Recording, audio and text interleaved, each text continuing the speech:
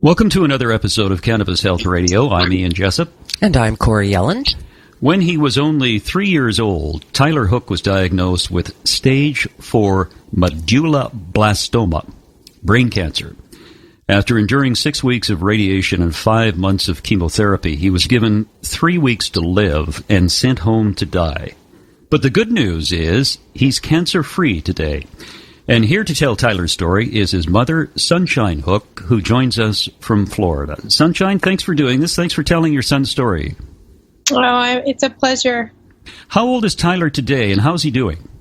He is 6 years old, and he's just doing amazing compared to when he was sent home almost 3 years ago. He was lifeless, so he has made amazing steps towards progress. We're just so hopeful that he will recover everything that he's lost through the chemo and radiation that he had to go through. We're just so thankful that we found cannabis, kind of in the nick of time, so to speak. Sunshine, what kind of side effects or issues does he have as a result of the chemo and radiation? Well, he cannot talk and he cannot walk because he was bedridden through the treatment because the treatment was so high dose. It just didn't give him any time to really do, and he was so miserable. He couldn't do physical therapy when he was going through treatment, so he was just bedridden for so long, and his muscles just deteriorated, basically. And he got so skinny. He just looked so malnourished. When he was sent home, you could see like all of his spine, and he would just look so weak, and all his color had left his body, basically. And so like now he's crawling, which is a great sign.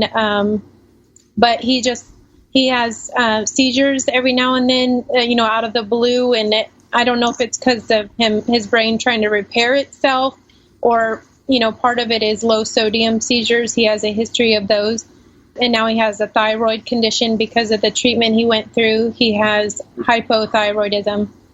So, that treatment not only, almost took his life, but he has to deal with the side effects of those medications for the rest of his life, kind of, trying to repair all that damage that the chemo and radiation did to his little body. I'm just hopeful that because he was so young that hopefully he'll be able to make a full recovery is my hope. He's only on Synthroid, so he's not on any other medications, which I'm so thankful for.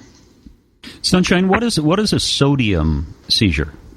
Well, they call him the layman term is a salt waster. So if he drinks too much liquid during the day, he will dump sodium that his body needs to function, I guess. So he'll go into a low sodium seizure, and when it reaches really low, we have to take him into the hospital, and they give him all these recovery drugs, and some of them include sodium, and they hook him up to saline, usually to try to help his sodium get back up to a safe level.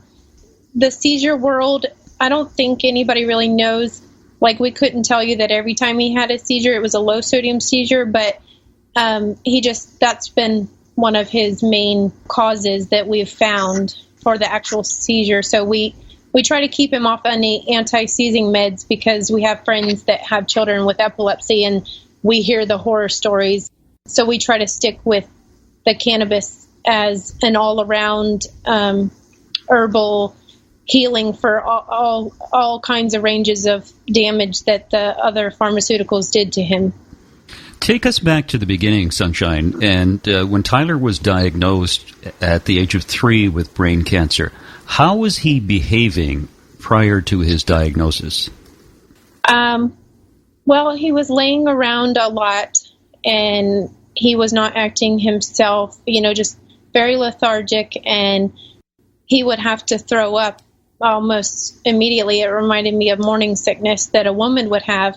And he was, when he would walk, he was unstable when he would walk to anywhere. But that's because the tumor the largest tumor was in the medulla part of your brain. So that was where his coordination and everything was, his equilibrium was thrown off. Or so the doctors, tell us. So he was just not acting like a normal 3-year-old, barely eating. He held down his food, but he was constipated. And every time we took him to the doctor, he got misdiagnosed or sent home, said he had a virus. But we know with stomach viruses, you have diarrhea, not constipation. So we knew that was not right. Basically just not acting like himself and laying around all day. And I'm sure he had headaches and stuff, but he was so young, he didn't really know how to tell us as his parents what was going on with him as far as, headaches or double vision. He really couldn't explain that to us at his young age, I think. Now, when he was diagnosed, did he have more than one tumor? Yes, he had, I think it was 16 total. He had 2 in his spine, and the largest one was in the medulla, and then there was some other smaller ones in different spots also.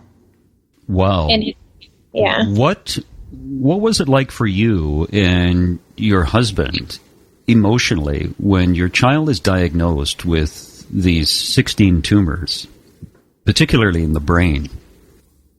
Very, like you were having an out-of-body experience. Like it wasn't really, it didn't take, I guess it didn't hit home until he started having to do the treatment. You just kind of in shock, and you just disbelief, and you're feeling hopeless and helpless, and you just want to scream. I remember asking the nurse, was there a room I could go in to just scream, because I feel like I was in a nightmare that I couldn't wake up from. And it's really hard to talk about. I'm sorry. No, that's okay. No, that's okay. I can't even imagine. Take your time. It's just really hard to talk about the past and what he went through. I just wish we could do it all over again sometimes, and him not have to go through that horrible, horrible treatment. And it's a shame that we live in a world today that, adults kind of have a choice what kind of treatment they want, but they really don't know either what is out there until you research. And I just wish sometimes that, you didn't have to worry about your kids getting taken away, and you didn't have to force these awful treatments on these babies. And we have seen so much death, and, it's just hard it's hard, especially when there's a better way. And I just want people to know that there's always hope, and there is a better way than taking these horrible, horrible drugs that are FDA approved, and they do nothing to help you. They just, make your life miserable. And, I can't believe, I'm so thankful for people like you that get people's stories out, and, getting the word out more and more about this healing plant. And I just wish that nobody ever had to go through what my son had to go through. And I think nothing's worse as a parent, except for losing your child. Nothing's worse than watching them suffer, and there's nothing that you can really do for them, legally. There's nothing that you can do for them unless you move to one of these other states that, actually will allow you to use this as treatment for them. When did cannabis come into the picture? How did you just first discover that this might be potentially a cure for your son? I don't remember exactly when we first heard about, I don't remember what stage he was in the treatment, but I had been researching things when they were away My husband had to go to St. Jude's with my son, and I was at home with the other children. And, the doctors tell you not to research anything, but I couldn't not look up things and educate myself. So I had friends send me links, and there was actually a nurse in Tennessee at Le Bonheur that I'm so thankful. She reached out to my husband, and she gave him the Phoenix Tears booklet. She printed the whole thing offline, and she gave it to my husband. And, I'm at home researching juicing and natural remedies.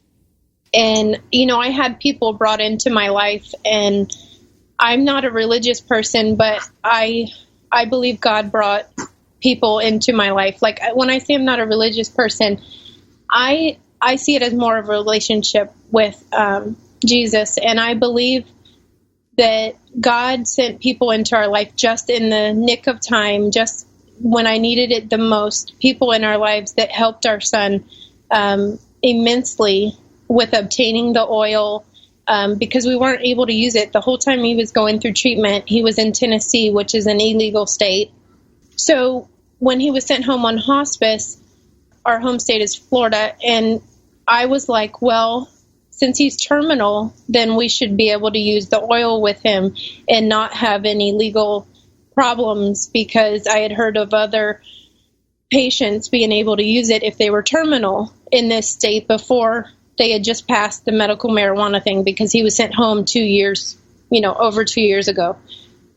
Because of that, we decided to come home and give it, the last shot that we could think of, which was following the Rick Simpson protocol and switching his diet to an all-organic diet. Once you started him on cannabis, what form of cannabis did he take?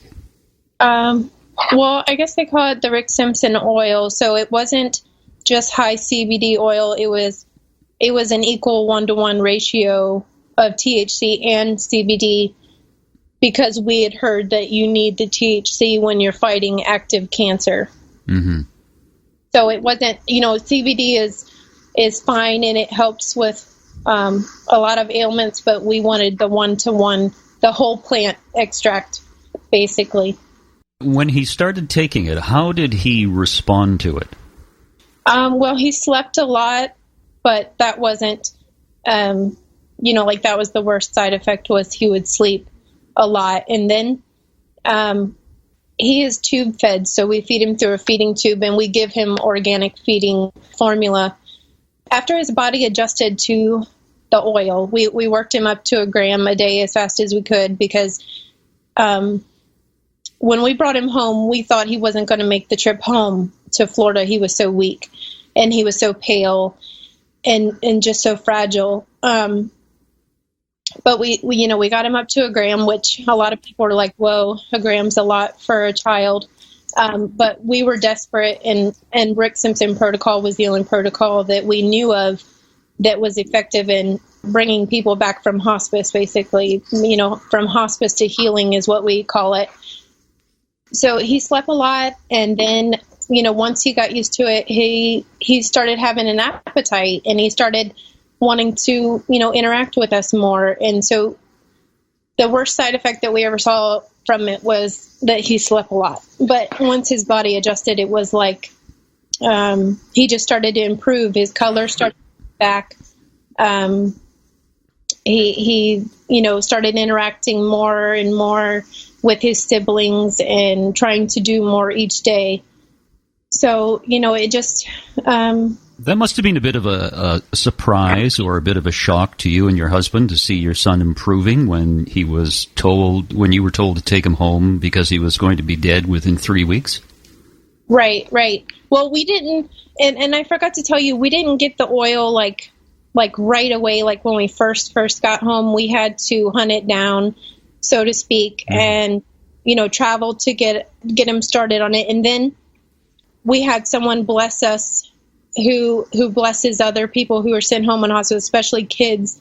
Somebody bless us with his supply of the whole plant extract, but at first we had to hunt it down and gradually work him up. And then, like I said, I just felt like God put all the right people in our path, because we had seen so many people that wait and wait to get the oil, and then it's just too late. And, I'm just so thankful that our son was able to get it in a timely manner, and that he didn't get worse before he got better, so to speak, Sunshine, were there people that you know or people within your family, your immediate family, who were against giving Tyler cannabis oil?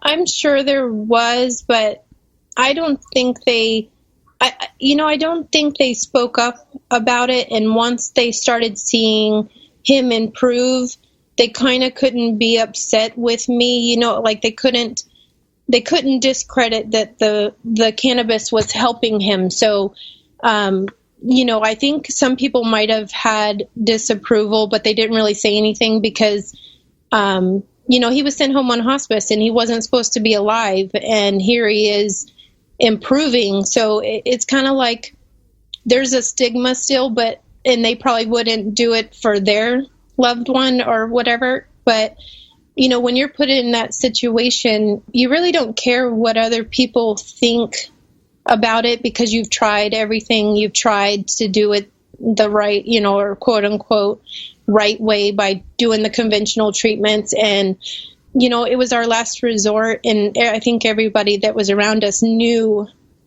that our son had one foot in the grave, so to speak. And I hate to say it that way, but he really was so close to death. It was so scary. And I don't think anybody would have stepped up and said, hey, I don't think that's right for you to give your son that, because that's just what you do when you're at your last hope, or when you're at your wit's end, you do everything you can to save your child. That's right. Yeah. We did an interview. It's episode 142 with Doug Bench of Florida. He was called the Hanging Judge. When he was a judge, he sentenced 311 people to jail/prison for marijuana crimes. He was diagnosed with COPD, told he had between 20 and 30 months to live, and resigned himself to the fact that he was going to die. But his wife did a lot of research, much like you did research for your son. And they had a ranch in Colorado. She went out to Colorado, came back with some cannabis oil, told him to take it. He said, "What is it?" And she said, "Never mind, just take it." And he said, "I'm not going to put anything in my body when I don't know what it is." She said, "It's cannabis oil." And he went crazy. He said, "I'm not taking that stuff." So for 6 days, he refused to take it. On the 7th day, she came downstairs with her bag packed and said, "If you're not going to help yourself, I'm going to stay with Molly and the kids." So he tried the cannabis oil, took it, and within how many months, Corey? I forget how many months. Yeah, really quick amount Very of quick. time. Yeah, 2 months or something? I can't remember. He is free of COPD. And what he does now, he educates people on the medical benefits of cannabis, and he also has a ranch, as I mentioned, in Colorado, and people who can't afford or who live in illegal states can go to his ranch and take cannabis oil to heal themselves. So it's an educational process, which is what we're trying to do here. And through your help, by telling your son's story about his brain cancer and his recovery through cannabis oil, I think, hopefully more and more people around the world will understand the benefits of this. Tell me, how does Tyler's brothers and sisters, how many brothers and sisters does he have? He has 3 sisters and 1 brother. How did they react to his illness? With kids, I think they were so concerned about him, and they kind of, having 3 older sisters, they're kind of like little mamas themselves. So they just, kind of embraced it. And I think when you have children that, if you freak out, they'll freak out. Mm-hmm. So because mama and daddy weren't freaking out, they kind of just, went with the flow and, picked up and helped. They were so helpful. My children, I think it's grown them, it made them wiser. It's just amazing when you're able to stay together as a family, having each other to lean on, and making life as quote unquote normal as possible. So having each other together, I think, helped Tyler heal. His sisters have seen him go from nearly dead to come back to life. So I feel like it was probably hard on them, but they're stronger because of what they've seen, and they are wiser. And I just can't get over, the bond that they have with their siblings because of what we've been through. They just nurture each other, and just like right now, I'm having an interview with you, and they're taking care of everything because they know that Mama could not do this alone. They know that sometimes I feel like this trial of cancer was meant to break up my family, or to make us weaker, or spread us apart, or just make us destroy us, basically. But I feel like we've gotten stronger through all of this because we've been through the highs and lows together. And it does my heart good to see them interact with their brother, even though he's handicapped now and he can't talk. They still have a great relationship with him, and I think they appreciate, the simple things in life even more now, because they know how precious life is. Sunshine, is Tyler's inability to talk tied into the radiation treatment that he had and the chemo, or is it tied into the seizures, or where's that coming from? I think it's a little of both, because the seizures set him back. So, like, if he has a major, full-on long seizure, it'll set him back usually. But I found the more oil I use, like if he is having a seizure, if I give him oil, it seems to protect his brain. So I've noticed that, it's just like the doctors can't tell you, why he doesn't talk. I mean, he's a miracle to be alive. So they don't really know. Like they'll blame the radiation. They'll say, oh, it was because of the radiation he can't talk. But he actually tried to say a few words, like he said dada, he said egg, and then I remember one time he copied me, and it's one of those times as a mother you wish your child didn't copy you, but I think I said the word crap or something like that, and he said it, and it was like, praise God he's talking, but I'm thinking the seizures have set him back, and I'm just hopeful that because I've heard him say a couple words, that he will be able to learn to talk again. Sunshine, maybe if you swear around him, he'll pick it up a little more. Right. They always say the thing. They always copy you when you don't want them to. Prior to his diagnosis, he was speaking, though, correct? Yes, he was actually speaking very well.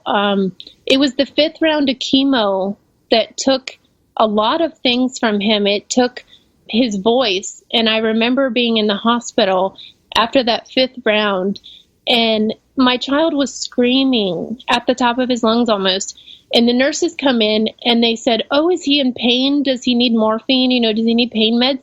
I said, no, he can't talk.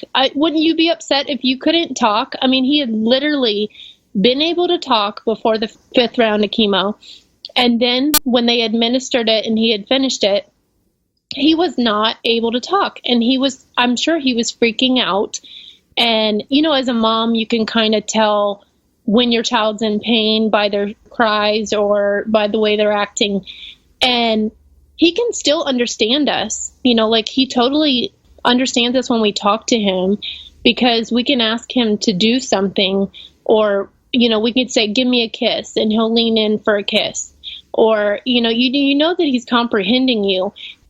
But because of all the radiation he had and all the chemotherapy, which was all high dose, it fried his brain probably, basically. And the seizures aren't helping, but he doesn't have the seizures like as bad as an epileptic would. He has them like once in a blue moon, which I'm so thankful he does not, because those are so scary. He recovers well. Like the last time he recovered a lot better. And I attribute that to the cannabis as well. It is totally an all around, and I don't want to call it a cure-all, but it is very close to like this miracle oil that we have used for his pain, for his cognitive, keep the cancer away, to keep him off of so many pharmaceuticals that, he was on. Sunshine, is Tyler cancer-free today? Yes, he is. And he has been cancer-free since the first MRI we had after being sent home on hospice. 3 months into having hospice, we canceled hospice. We got an MRI 3 months after he was sent home, and it was clear. And the doctors were beside themselves, and they just could not believe it. And ever since that MRI, we have gotten MRIs every 3 months. And then when all of those were clear, we went to every 6 months. So now we're on every 6 months. We go back to St. Jude's and we get another MRI, and he's still cancer free, and he's still blowing them away because they're in disbelief. Do the doctors know what you're doing? We've been very open with our oncologist, and we told him that we were, I think we told him when we left on hospice that that was what we were going to do with him, because it was legal in Florida for terminal patients at that time. So, yes, he knows we use it. I don't know if we've changed his mind about anything, but I'm hoping that the more MRIs that he sees that are clear, the more it'll change his mind, and maybe, change somebody's mind about this plant, and try to get more people to advocate for this for cancer specifically. Sunshine, how much cannabis oil does Tyler take on a daily basis? Right now, he is at 0.5 ml twice a day. And that is because of, like I was saying before, that we use it for seizures and to keep the cancer away. And we use it for pain because I'm sure he had neuropathy, and he just cannot tell me, like he cannot talk to me, tell me that he's hurting.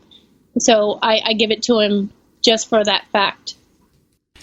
Also, the advantage that he has, I guess, if you can call it an advantage, is that he's still very young. He's growing, and I guess the hope is that because the brain has plasticity, right, and he will hopefully grow out of it. Is that your hope? Right. Yeah, I'm hoping that it will actually repair the damage. I'm hoping that it will keep protecting his body from all the harmful things, because a lot of people don't realize that after you have these toxic treatments, that the chemo and the radiation can stay in your body up to, I think, like 2 or something years after. So we have tried everything to detox and to, give him the best nutrition possible, and also stick with the cannabis because it's doing so well, and we see the progress every day. I see more progress when I use the oil every day than if I stop. And that's what I want. I want to see progress. I have hope, because I hear other stories about autistic kids, or anybody that's on the oil that was nonverbal and now is speaking. That gives me hope that the cannabis can also help with that. And so many people believe that, it destroys brain cells, but in fact, I've seen it repair a lot of his. I mean, it just, I see it firsthand. So I see the progress that it just amazes me. And I tell my husband, I say, honey, sometimes when I use a little bit more of the oil, I feel like it can only help him and not hurt him. So I don't have to worry about, giving him too much, or, if anything, giving him too little is what I worry about, because I was diluting it so much, and I didn't realize how much I was diluting it before. And when you see this kind of progress, you don't want to take steps back. You want to keep taking steps forward. So I just... well, if you give him too much, the worst that can happen is he'll fall asleep, right? That's right. And that's not a bad side effect either, because he still has a lot of energy for, like we feed him really good nutrition. So this boy has energy, and I need energy just to keep up with him half the time. Sunshine, he's still being fed via a tube, GI tube? Yes, ma'am, he is. He's all liquid. His formula is called Liquid Hope. It was actually designed for an adult who had a brain injury, and the daughter wanted to find good nutrition for her dad, and she couldn't find any, so she invented this Liquid Hope. And they also have a Liquid Nourish, but he was on it before they invented the Nourish one for the children, so we've just kept him on it. And it has anti-cancer, like turmeric, and I think it has some garlic in it maybe. It just has all these, and it has broccoli, I think, and kale. So it has all these cancer fighters in it as well. So we feel like it is helping the cannabis even more, because I'm not feeding him sugary things, which I was before. Yeah, no, I am familiar with that. I've known a couple of people who've used it. His inability to eat, is that tied in with his inability to talk, et cetera, or I guess what I'm asking is, do you see a day where he'll be able to eat? Yeah, I do. He actually eats Cheerios right now. He used to eat the baby food puffs. I don't know if you're familiar with those, but no. He will eat Cheerios. He will snack on those all day long. So he can chew, and he's actually had some ice cream lately because of the hot days here in Florida. We've taken him for ice cream, but I think the more he has the oil, the more it helps with these things, because he doesn't have an appetite. If I don't give him the oil, he will go all day without eating, and he's okay with that. But the oil makes him have an appetite. So that's my hope, is he'll make a full recovery. He'll be eating, he'll be, talking, he'll be walking, and he'll just be a huge testimony for this healing plant. Absolutely. Sunshine, it's great to talk to you. It's a fantastic story, a wonderful story of Tyler's recovery. Anything you want to say in conclusion? I just want to give hope to everybody that is listening, that even when your doctors say there's no more hope, there's always hope, and there's nothing wrong with trying something natural like cannabis that, they're doing studies over in Israel on it. And just because it's not studied here doesn't mean that it's not everything that it's cracked up to be. There's a lot of testimonies out there. You just have to research and get out there and, be the biggest advocate for your child or your loved one, and stop hunting down clinical trials that are non-effective and give it a shot. And the worst, I don't think anybody that I've heard of hasn't been had good success with this plant when they've given it a try. Absolutely. Well said. Sunshine, a pleasure to talk to you, and thank you very much for sharing your story. Thank you so much, Sunshine. We really appreciate it, and I'm sure that this is going to give a lot of parents out there some hope. Oh, good. I hope so. All right. Bye-bye. And if you'd like to tell your story about the medical use of cannabis, send us an email at info@cannabishealthradio.com. That's it, another edition of Cannabis Health Radio, wherever you are in the world. Thanks very much for listening. You've been listening to the Cannabis Health Radio podcast. Visit our website, cannabishealthradio.com, and follow us on Facebook and Twitter.